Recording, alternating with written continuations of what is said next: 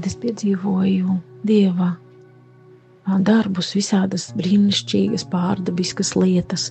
Es tās nevarēju saturēt. Man vajadzēja viņas kādam pastāstīt, un tā vienmēr bija mana vecākā meita, jo es vēl biju luterānos.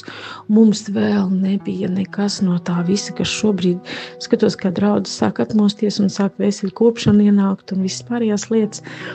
Tad nevarēja nec mēlēs, nec valodās lūgt, neko nedrīkstēja.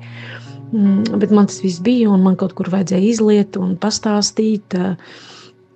Un es to visu darīju meitai vecākajai, un viņa klausījās, un reizēm viņa teica, var jau mamma, bet ne jau tik daudz. Un es saucu uz to kungu, lai viņš man iedod kādu, kur es varu stāstīt, ar ko es varu dalīties, kas man varētu arī saprast. Un mēs vienu reizi aizbraucām ar meitu uz Maksimu, un es nolēmu nopirkt apelsīnus. Un kamēr es liku tos apelsīnus maisiņā un pacēlu galvu, es redzu, ka tur galā stāv vecs onkulītis, tāds nabadzīgs, un mēģina no maziem banāniņiem tādiem uz akciju izvēlēties kaut ko viņš tur cilā. Un es dzirdu, ka Svētais Gars man saka, ka viņam vajag iedot naudu. Es jau biju pieradusi, kaut kā es ļoti tā jūtīgi uz to kungu, un es viņiem jautāju, cik.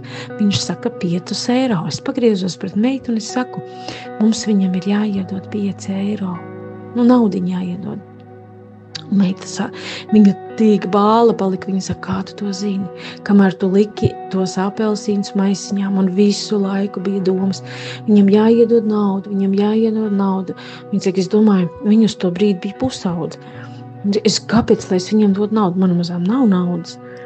Bet es redzēju, ko tas darīja ar viņu, kad viņa tik ļoti, kā var vienlaicīgi 2 cilvēkiem būt viens un tās pašas domas. Es piegāju, iedevu naudiņu, un kas zina, iespējams, ka tas pat nebija cilvēks, bet eņģelis. Taču man svarīgākais bija tas, ka es redzēju, kā tas pacēla ticību manā meitā. Un tad vēl bija viens tāds gadījums, kad mēs aizbraucām pie kādas sievas, kurai bija nomiris vīrs, lai viņu atbalstītu. Un Dievs teica, neaizēji, pirms tu neesi viņu apskāvusi, jo viņai pat nebija bērnu, un šis fiziskais kontakts bija ļoti svarīgs. Es viņu apskāvu un skatos, kā man pusaudzes meita arī viņu apskāvu, kas viņai nebija raksturīgi. Bet, kad mēs iekāpām mašīnā, viņa teica, manī visu laiku skanēja šī doma. Neaizēja neapskāvus. Un teica, ja mamma tu nebūtu viņu apskāvus, man nebūtu pietikusi drosmi. Jā, tādas lietas Dievs dara. Viņš dzird, kad mēs ko lūdzam, un arī mums atbild. Paldies viņam par to. Mīļais debes Tēvs, Kungs Kristu, Kungs Svētais Gars. Paldies par žēlastības dienu, kas atnākusi. Paldies, ka Tu, Dievs, esi klātesošs ik katru mirkli, ik katram savam bērnam, ik katrai savai meitai, ik katram savam dēlam.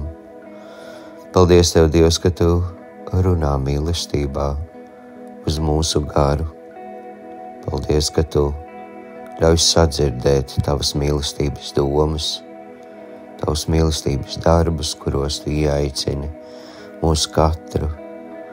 Es lūdzu Tevi, debes Tēvs, ka mēs aizvien labāk un pilnīgāk varam dzirdēt un sadzirdēt, kā Svētā Gara balss mūs maigi mudina piedalīties, Kungs, Tavos mīlestības darbos, būt dāsniem savā garā un sirdī ar katru mīlestības darbu, kuru vēlamies paveikt Tavam godam un Tavai slavai.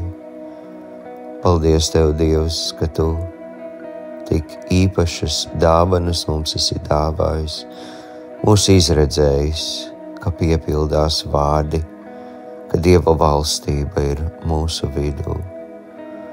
Paldies Tev, Kungs Kristu, paldies Svētais Gars, lai arī šodien mūsu sirdis un gars ir jūtīgi, lai varam iepriecināt viens otru ar to, ko Tu mums saki, lai varam paklausīt, uzticēties un piedzīvot, ka Tu, svētais mūžīgais, neaptveramais Dievs, esi mūsu vidū, ka Tu esi ieaicinājis mūs savā apbrīnojamā darbā, lai Tava žēlastība un mīlestība un rūpes caur mums ir bagātas šodien.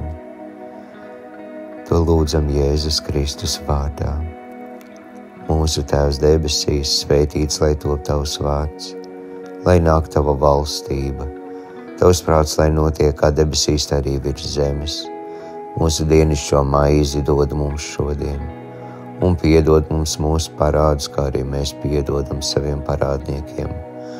Un neieved mūsu kārdināšanā, bet atpestī mūs no ļaunā, jo Tev pieder valstība, spēks un gods mūžīgi mūžos. Āmen. Lai jūs svētī un pasargā visuvarenais Dievs, Tēvs, Dēls un Svētais Gars. Āmen.